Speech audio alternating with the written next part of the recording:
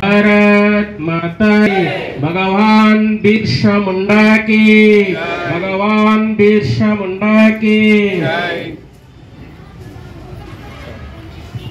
చేసుకోవడానికి వచ్చాం. వాళ్ళందరూ వచ్చి మా భూమిపై వాళ్ళు దిగడం జరిగింది. దిగిరి వాళ్ళ చేతిలో బైబిల్ ఉంది, మళ్ళీ మా చేతిలో భూమంతా ఉంది. మమ్మల్ని కళ్ళు మూసుకోమన్నారు, మా చేతిలో బైబిల్ పెట్టారు.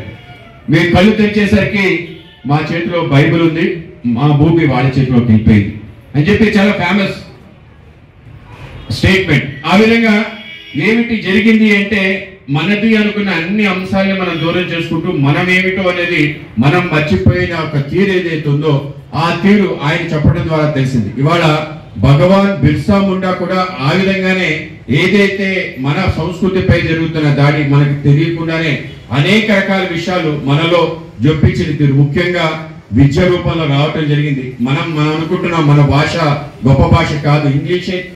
సెల్యులార్ జైలుకి వెళ్ళి శిక్ష పొందారనే విషయం మనకి ఎంతమందికి తెలుసు?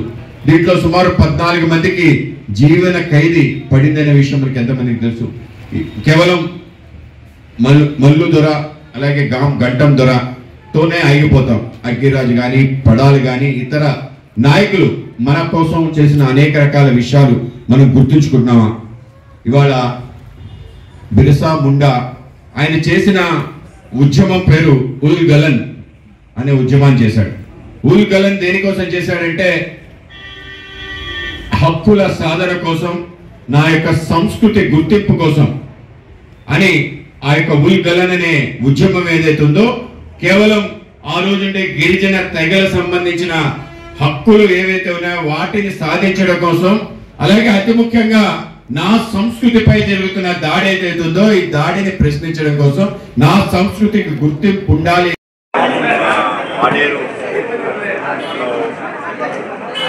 రాష్ట్ర వ్యాప్త ఏదైతుందో ఈసారి చాలా అత్యంత ప్రతిష్టాత్మకంగా దేశవ్యాప్తంగా చేయాలని మన ప్రియతమ ప్రధాని నరేంద్ర మోడీ గారు పిలుపుకోవడం జరిగింది. ముఖ్యంగా ఆంధ్రప్రదేశ్లో ఏవైతే గిరిజన తెగలున్నాయో వాళ్ళ అస్తిత్వానికి కాపాడడానికి భగవాన్ బిర్సా ముండా కూడా ప్రయత్నం చేశారు. అది కేవలం ఒక ప్రాంతానికి సంబంధించి ఉద్యమంగా తీసుకుంటున్నారు. దేశం యావత్తు కూడా ఇవాళ 170 యాక్ట్ అమలు చేయడంలో కానీ గిరిజన హక్కుల సాధనలో కానీ ఆయన చేసిన పోరాటం కారణంగా అని చెప్పి మా యొక్క అభిప్రాయం. కనుకనే ఆ రోజు జనజాతి గౌరవ దివస్గా దానికి నామకరణం చేసి పెద్ద ఎత్తున అన్ని చోట్ల కూడా బిర్సా ముండా యొక్క జయంతి చేయాలని చెప్పి రాష్ట్ర ప్రభుత్వానికి ఆదేశాలు ఇవ్వడం జరిగింది. ఇవాళ రాష్ట్ర ప్రభుత్వం కూడా దీన్ని పెద్ద ఎత్తున జాతీయ దినోత్సవంగా చేసుకోవడం, రాష్ట్ర ప్రభుత్వం కూడా గౌరవ ముఖ్యమంత్రి చంద్రబాబు నాయుడు గారు అలాగే మన గౌరవ ఉప ముఖ్యమంత్రి పవన్ కళ్యాణ్ గారు అందరం కలిసి ఈ కార్యక్రమాలు చేయడం జరుగుతుంది. రాష్ట్ర వ్యాప్తంగా అన్ని చోట్ల జరుగుతుంది.